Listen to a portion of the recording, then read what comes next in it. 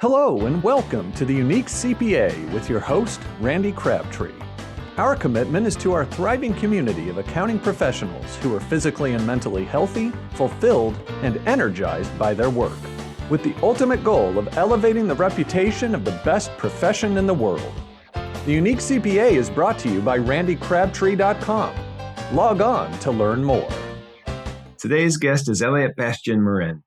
Elliott is co-founder and creative director of 3Motion, which we will dig into a little bit later. But I want to give a little background of how I met Elliott in my introduction here. Elliott and I first met, it was probably October of 24, into a Connect. I was in the hall deciding if I go into any sessions, which I normally don't. And somebody in the hall said, "Oh, are you going to Elliott's session?" I'm like, "I don't know who Elliott is. What are you talking about?" And then he said, "Oh, he's the narrative archaeologist, and he's doing a session on narrative archaeology." I'm like, "Wow, that's pretty intriguing. I got to go check this out." So being who I am, I wanted to introduce myself to Elliott beforehand and said, "Hey, I'm going to sit in your session for a little bit, but don't be surprised if I leave." And that doesn't mean anything. It just means I don't stay in these very long. And I was extremely entranced in what was going on in that session and very impressed. And at the end of that session, I think I had walked out because I did have to, I think I was speaking in the next session, so I wanted to be ready. But I caught Elliott in the hall. I said, "Any chance you can come in, listen to my session? Because I could really use your advice," because what I heard in that last session. So we can dig in a little more about who Elliott is and what 3Motion is. But do you think I got that story? Oh, and first, Elliott, welcome to the Unique CPA. Thanks. I think you nailed the story. I think that's one of my favorite moments is getting and capturing Randy for more than 40 minutes. I think that was an accomplishment. This is, I go to conferences nonstop. I don't go to sessions very often. I shouldn't admit this because I host a conference, but it's just the way it is. I don't know, too many conferences. So before we get into anything, let's get into a few things. I want to ask, before we even get into what you and I just talked about we'd get into, I wanted you to come in that session because I love storytelling, and you were all about storytelling. And I'm like, hey, I've never trained. I've never had anybody critique me. I actually think I'm not great. I always thought of taking criticism or constructive criticism, but I asked you to. So let's dig back to 2 years ago, a year and a half ago. What did you see in that session? And be honest, did I need some work? Let's go back even a few thousand years, right? Okay. Back to Aristotle, who said a story must have a beginning, a middle, and an end. Well, Randy, I think what I saw is that you had 5 beginnings, 5 middles, and 5 ends. Incredible stories altogether. But what we needed to work on was simply the structure and how they come together and have a cohesive message. And so I loved seeing your passion. I loved seeing how you presented. You had the audience captivated. But what I really wanted to do is work on just that structure, that underlying narrative arc, that through line between everything that you had in your head and what you were trying to communicate to your audience. And so that's where I said, oof, this is a partnership in the making here. Yeah, well, and it's been a great partnership, and we can dig into that a little bit further as we go. But let's go into the narrative archaeologist, the session that I was in, the narrative archaeology. Give us the backgrounds, the backstory of what this is, what you're trying to accomplish with this session. Well, we founded 3Motion, which is our creative agency, 15 years ago. And that was really based on a few core components of testimonial-based content, mini documentary-based content, and educational content. And so it was always really about real people talking about real products and the real impact they have. And over the course of the years, we were doing thousands of interviews. We created our own methodology in order to excavate these stories, these true, meaningful, and impactful stories from real people. We used that methodology internally for quite some time until we realized, oh my gosh, there actually is a huge potential for us to help folks in more of a workshop setting do this work themselves and find their own stories in an era where it's more important than ever to have a cohesive story arc and story for your firm, for your practice, for your personal lives. And so we decided to build this workshop that we now have done quite a few times successfully over the last 4 years at different conferences. And one of the favorite, I would say, professions or industries that we work with is accountants, because all too often accountants are working for their clients, never really working on themselves and their own stories, but they want to help people. And they all have incredible stories of how they started their practice, how they've helped their clients. And so we're now able to do this at scale, where in a room like we did at Connect, there's 300 people, there's 300 firms represented in this room. We're able to tell in a matter of a few hours 300 unique stories. And so that's really where this started. It's a passion of mine, and we can talk more about what it is, but that's really the backstory of how narrative archaeology came about. Now, you can hear a narrative archaeology. Well, there's no archaeology involved. Well, what we're doing is we're excavating the pieces, the artifacts of a story that create a narrative arc. And so we use archaeology as a fun metaphor. I'm not an archaeologist. You look like it, though. But I have worked and consulted with archaeologists to make sure that I'm not completely full of it. Yeah. And we use this as a metaphor, as a journey, to make it fun, to make it relatable, and everybody gets to just take this time to work on themselves and have a good time while doing it. So that's really the basis of the methodology that we use. I'm not sure that we'll be showing any video because we normally don't. But if people saw it right now, just put that fedora on you and you look like Indiana Jones. So I can see you being the archaeologist. In fact, that's your next career. We're going to work on getting you into the movies. There we go. Okay. All right. So, we've said archaeology and archaeologist narrative attached to it many times, but let's go through that process. What is this? Because you said everybody's got stories, and we'll talk about the importance of stories, and maybe you'll do it as you explain this. But I think stories are so important as a teaching, educational, whatever methodology. But let's dig into this workshop. What do you do? How do you go through every phase of this? Yeah. So, to start, my background was in screenwriting. That's my degree. And so I was highly inspired by this kind of 3-act structure. How are stories told in a finite amount of time to captivate and hold on to your audience, their attention, their retention? And so I looked at it from that lens of how do we compile these stories with a narrative arc using something very similar to Joseph Campbell's hero's journey. So that we call our scope model, and that stands for situation, complication, objective, proof, and ending.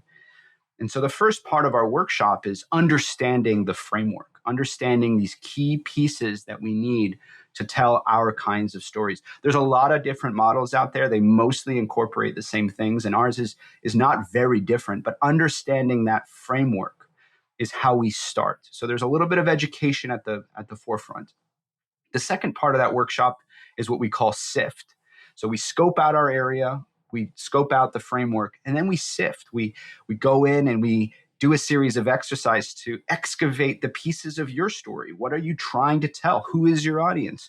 How are we going to then formulate and put this together into the rough draft of what your story looks like? That's search, identify, format, and tell. So sift. And the last phase is what we call shine. And that's where we work on how are we really bolstering this story so that you captivate your audience attentions. We go back, we refine, we reiterate, we work on the different pieces and tips and tricks that we can use. And then you present it. You have to be able to tell your story. And so we practice that. And what makes it so compelling in a room where you're with your peers, where you have this opportunity to exchange ideas and test out different things over the course of a few hours, you get to practice. You get to practice telling your story, and that's where they really shine. And so that's the last phase. So we have scope, sift, and shine. Got it. And then after you and I originally met and you sat in my session, Yeah. I knew I was going to be doing a keynote at Bridging the Gap, which is the conference I host. That's right. And the first 2 years, I did not. I intentionally did not speak at our conference. I was on a panel, but I decided that this year 3, it was time for me to do a keynote. And I thought, okay, this guy knows how to put these together. I feel I know how to speak, but I didn't know the process of putting it together. It's just ideas coming together for me. But that whole scope, that whole arc that you were talking about. And so you and I started working together in January of 25, putting together Bridging the Gap opening keynote. Let's go through that process in my keynote, I guess, how we put that together and what we did. Because it took me a while to really have this sink in. I was like, okay, what does this mean? Where am I going? What am I doing? And just to get to the very end of this, and then I'll let you kind of your thought process of what we went through and how we did this. You saw this the whole time, I'm sure. We started in January. I think it was the beginning of July, which was a few weeks before Bridging the Gap, that it finally sunk in my head. This is where we're going. This is it. I see it now. And I saw it the whole way. I knew we were making progress the entire time, but I don't have patience. And so I wanted that story to be completely in my head from the beginning. But there was just this moment where it just clicked and it was like, yes, we've got it. This Elliott guy is pretty smart. He knows what he's doing. So let's go through that process. My favorite. Yeah. Those are my favorite. The Randy unlock text messages or voice memos. Those were the best because it is a process. Oh yeah. Right. And the beginning of it intentionally is modeled so that you understand the framework and where we're trying to go. But when we're in that sift phase, I mean, it was almost more like, and you can probably attest to this, it's almost more like therapy, where we're really reaching for all these different things before, we're choosing any of those pieces. Yep. And so, when you excavate, you rarely find the whole thing all at once. You find a little piece and you dig a little deeper and then it's broken. So you have to look somewhere else and find the other piece that goes with that one. And so that is, I think, the appropriate metaphor is you are digging, you are looking for pieces. Yeah. And then only once you have those pieces do you put them together and it becomes a full piece that you can then polish or shine, right? And so with you, you're an incredibly gifted and natural storyteller. It was never the problem of finding the pieces. It was simply, again, because you have a finite amount of time on stage, you could speak for hours. Yep. The problem was, or I'd say the challenge was, to create a through line so that we could do this in the 45 minutes allotted and leave our audience with a clear message, with a clear objective at the end of your keynote. And so that was the process. And we have hours of recordings of you, Randy, speaking, right? Do. But we got down to 40 minutes and there's many stories within, but a clear narrative arc that led to, if I hadn't promised, a standing ovation. You did. You actually knew that there would be a standing ovation at the end of that. And I don't know if I doubted you, but I was like, I'm not sure that'll happen. That was my money back guarantee, although there was no money involved. But it was my guarantee. It was your guarantee. Well, my guarantee the night before the presentation, because you did such an awesome job helping me put this together, is I talked to our marketing team. I said, I should have told you this earlier, but you're going to need to put Kleenex on every single table. Yes. And the Kleenex was needed. There was sadness, but a lot of happiness and tears on both ends of that. But that's what life is. And I tried to bring life to that presentation or that talk. And you helped. So I appreciate that. My pleasure. And I think one of the things I'll add too, which made this such an amazing experience for me as well, was your vulnerability the whole way through, being able to open up, to find these different pieces of stories that would go through. That made it so rewarding to really work with somebody that is in tune and open and also trusts the process, right? Like you said, you may be naturally impatient, but we did take the time. We did do due diligence to the story. Yep. And that was part of I think the beauty of why this works. And I will say, maybe foreshadowing if we end up doing something at Bridging the Gap this year, that is also true to the larger Bridging the Gap community. That given the themes that are covered during these conferences, whether it be the road shows or the main event, the folks that consider themselves part of the Bridging the Gap community are incredibly open They're incredibly vulnerable in the best way to explore themselves and bettering themselves. And that lends itself incredibly well to finding your story. Yep. And I think that's something that storytelling can be so impactful in all different areas of wherever you are. If you're an accountant, your family, whatever.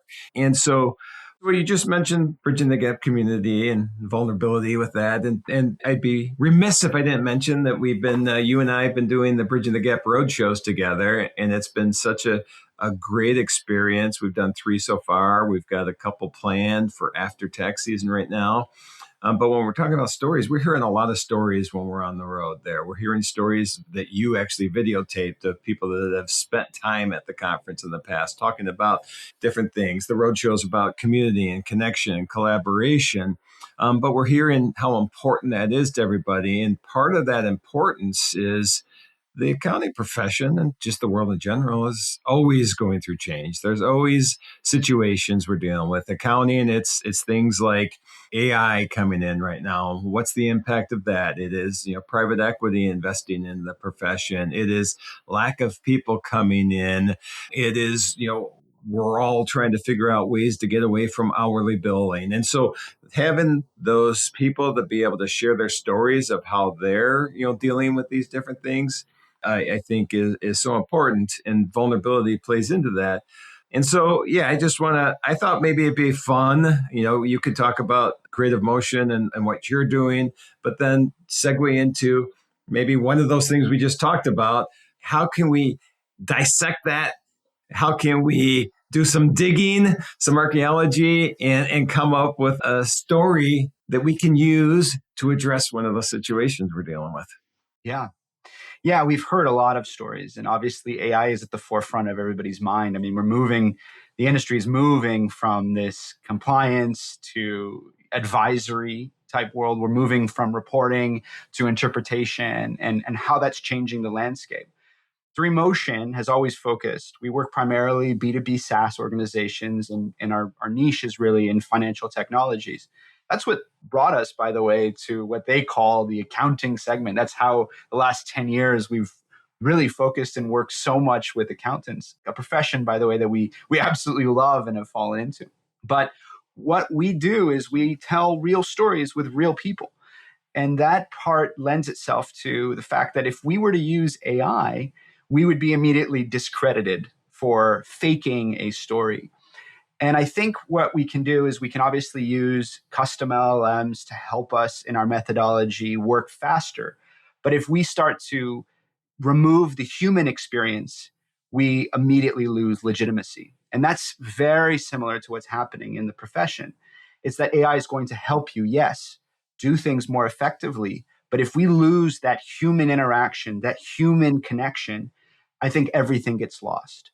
And that's what people really need. I've had multiple accountants in my career, and I always ask, listen, I can get the data, but what do you think? And I need that conversation. I need that person to tell me what they think because I value that human interaction. Mm-hmm. So if we use our scope model, I would say right now, the situation is we live in a saturated storytelling environment with an influx of AI or marketing messages. I mean, thousands a day, from logos to emails to billboards. And the complication is we can't differentiate what is real, what is human, what is true. And so our objective as a profession right now is to focus on the human aspect, to focus on, like you said, those 3 things: our community, our collaboration, our connection, and how we can tell real human stories, real experiences, and advise our clients. And the proof is once we are able to effectively share your human story to your audience, whether that be your own team, whether that be your clients, you will have in the ending a more fruitful practice. You will have a happier team. And talking about that work life, the intersections of passions and skills, you'll have a happier life. I mean, that really is what it comes down to. So we need to reinvest on the human story. We need to reinvest on the people around us. All right. And so now we've got the scope. If we went to the next phase, It's a harder exercise than it seems, but I I think that's know. that's the beginning of what the scope of our current story is. Yep. So then the person you're working with, the next, say, SIPT again, what does that stand for?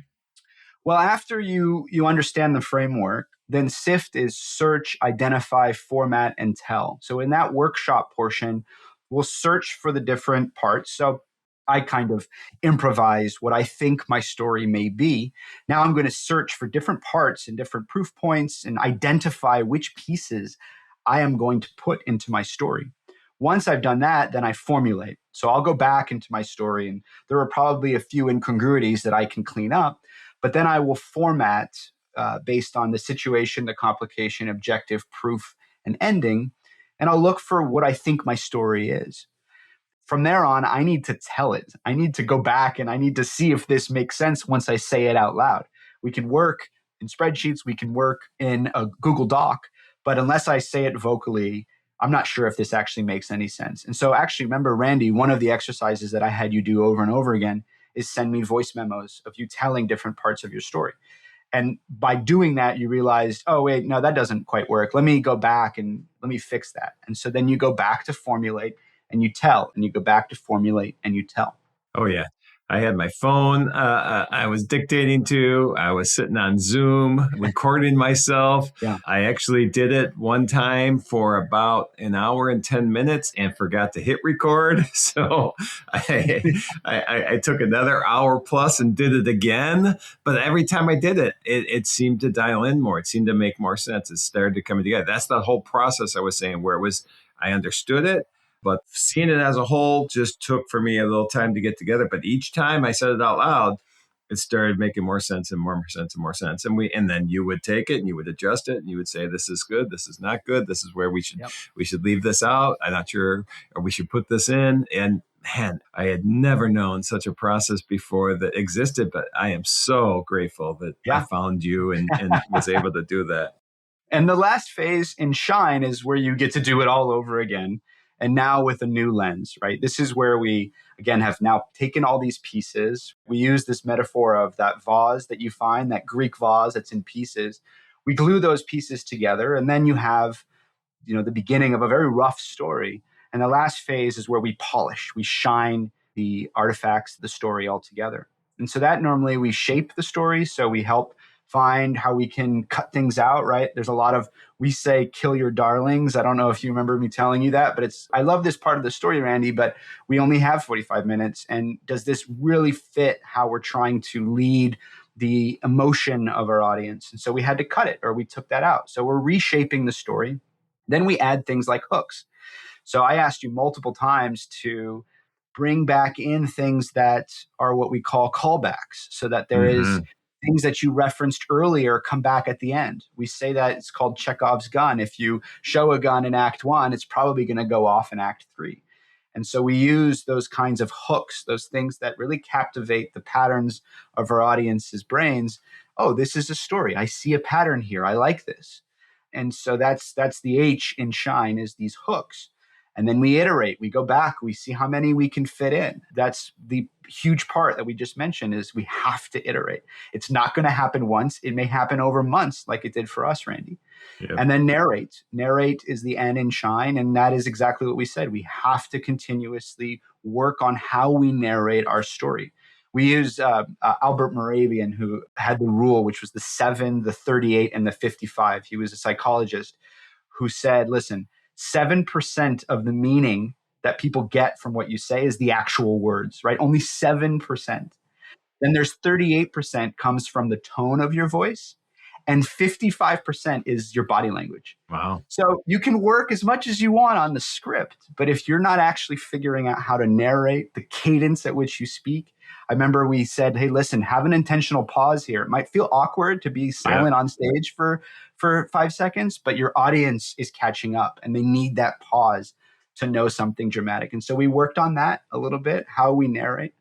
And then the engage part is, again, yes, those different dramatic beats you can have, how to engage your audience best is the last step in Shine. And so That's the whole process. Yeah. Yeah, it was so much fun. A couple things off of that. Did I do the pause? I don't recall. You did. You did. You All did. right. All right. You actually, you had obviously the great reveal at the end. Yes. And we knew that was just going to be a moment. And Yes. you naturally have, and this I think is such a beautiful thing about your presentations, you naturally do, like you said, get choked up sometimes. And that is so powerful because it means you're really feeling the story.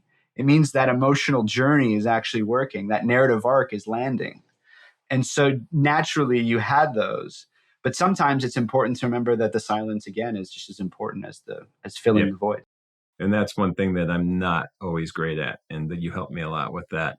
But to say what you said, that emotion part or that feeling part, and I don't know if I told you this. I may have told you this when we were on one of the road shows, but there was one point in that presentation, that keynote, where I almost like had an out of body experience.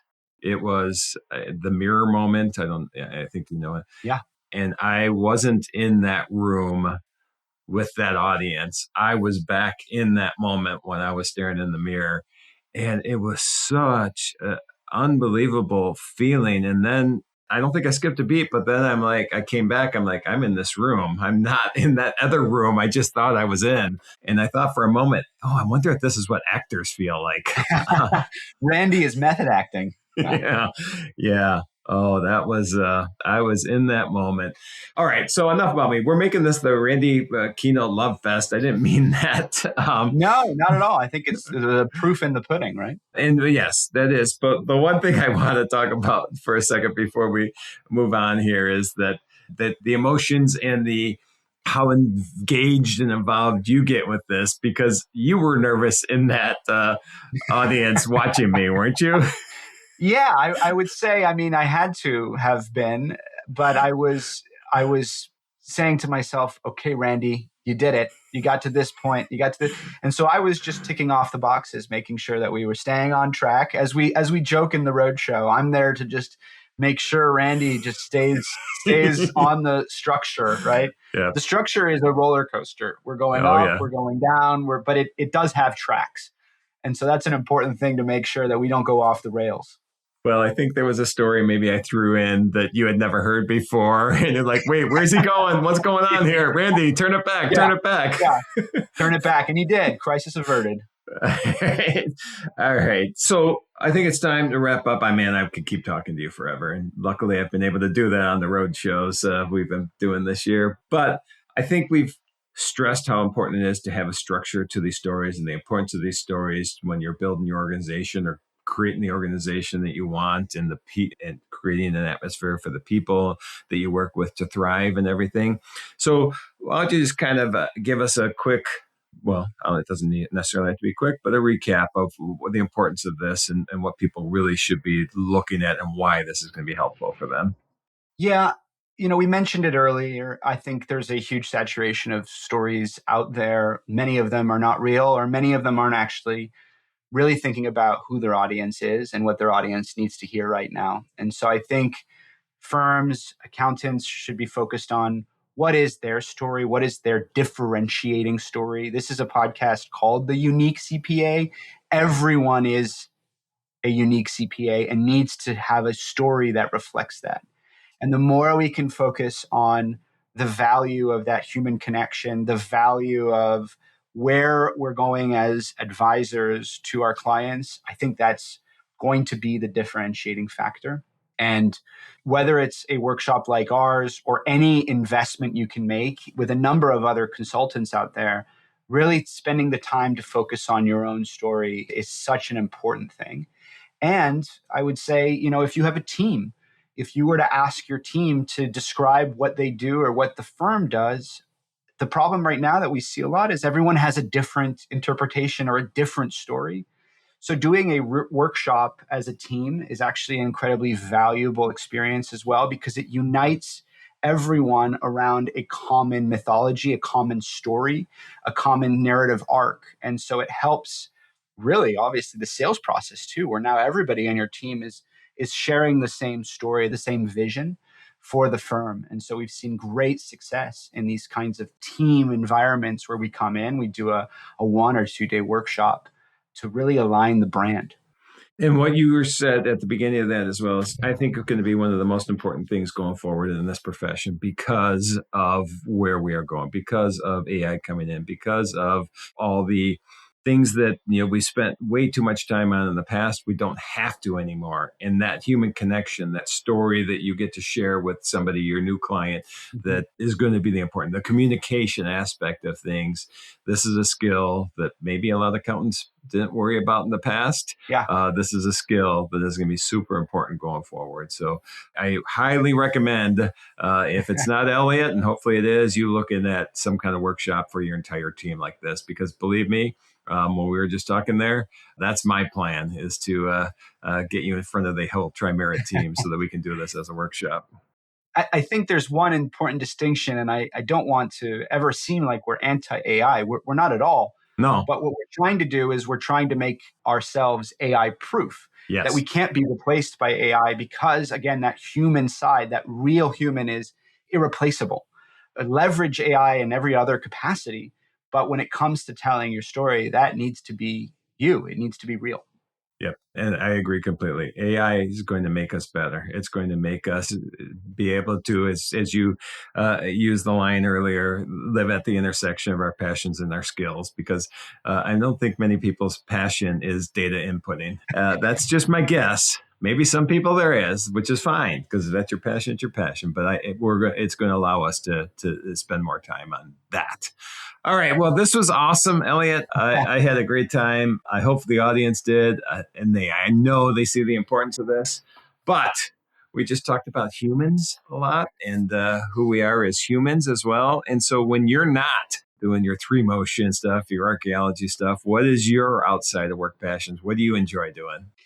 I've gotten to an age where I've started using my offset smoker on the weekends. So I've been doing more cooking and working on perfecting a brisket. And outside of that, tennis, I would say, is probably one of my bigger passions. Yeah, well, when you and I were working on my keynote, you were, what was it, Wimbledon you were at? Or where was it, French Open? Okay. No, Wimbledon this year. French Open, hopefully next year. I've got to tick them off now. We're trying to maybe get some clients in Australia if anybody wants to take me to the Australian Open next year. So, that's definitely been a fun passion.